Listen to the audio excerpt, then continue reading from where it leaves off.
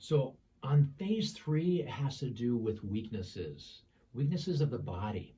So I find that there's challenges that people will have that they don't recognize that could be improved, and that they basically say, "I'm just dealing with it. I just live with it, and I take different medications to make it so I can have my day be some semblance of normal." Whether that's anti-inflammatories or antidepressants or whatever it is that there's a story that people will have on how many meds they're taking. So as far as with your story, I look at it as every year you kind of have a new chapter in your life. And so if we don't really like how you've been writing your story up to this point, then this is the time for us to really assess and go, what do I want different? If I'm going to write this year as a brand new chapter with a totally different tone and a different energy, something that makes it so I get more excited than I have for a while, then in a way, the opportunity is for us to think about things differently. We are no longer in phase one. We're sleeping better. We're actually starting to move forward. We're feeling different. Phase two, we've been already working on my body's organ systems are getting fed. I got fuel now. Phase three really is like all of the systems now are able to move. So that's what this is moving better.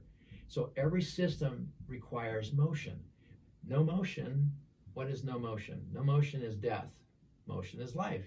So every system has the opportunity to move better, better, better. And the fluidity, the efficiency that we want with each system. It's not just muscles. So cardiovascular system, just like there's a need for your heart to have the ability to actually beat and work and also have rest periods. So remember, every system requires the ability to work and to regenerate, to rejuvenate, to have a rest time.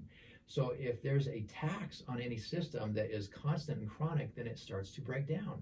And remember, all the systems work together. So even though we have 14 systems, if one starts to go down south, if one starts to struggle, then we're going to have other systems that will go like, I can do this temporarily, I can actually lend a hand, but then they'll start also having challenges too.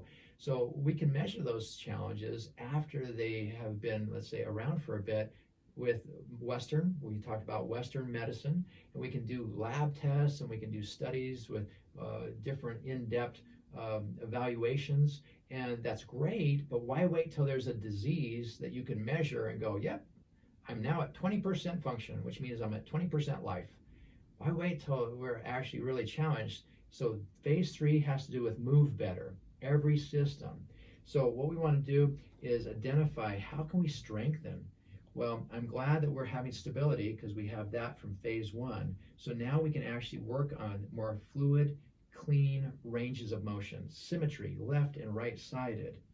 So there's more elasticity where I can actually do what I want when I want to, and I'm reliably able to move my body and feel like I can depend on it.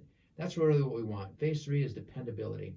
And in order for us to have, let's say, the body move how we want, it's like we want to be able to look at our options that we have, in a way, grown accustomed to in a different light. We want to be able to recognize that there's probably some purpose that we used to have that we no longer are really enjoying. And so recognizing that it's like, in order for me to consistently move, I want to do this. I want to have a new habit that is easy to keep going, which has to do with what are the things that you used to love to do in the past that you gave up. Maybe it was uncomfortable. Maybe you were inflamed. Maybe you just didn't have the energy. Whatever it was, is that we want to start asking questions. If you could go back to do some fun things that maybe you gave up, what would it be? Maybe it's golfing. Maybe it's just going on walks with your kids or your grandkids.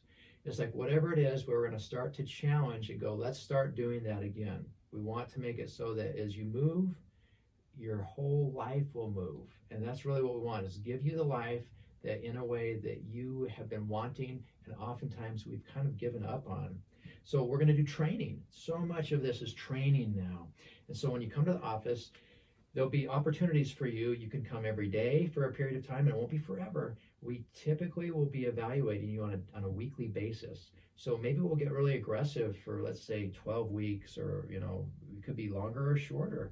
But we're going to evaluate you frequently to make sure that we have the right frequency, we're doing the right things, so that we can make it so that you're not feeling stuck like you have been for a while, or you've been spinning through old traumas, Remember, trauma and drama, it can be emotional, it can be physical. Usually it's a combination. So much of what we have in the office is also connected to our neurofeedback as we do the brain mapping. So oftentimes we'll brain map in the first week. And then the training that we have in phase 3 is that you would be coming frequently, 2, 3, 4 times a week, and making it so that we're kind of exercising your brain. So there's exercises for the brain, which is in the neurofeedback room.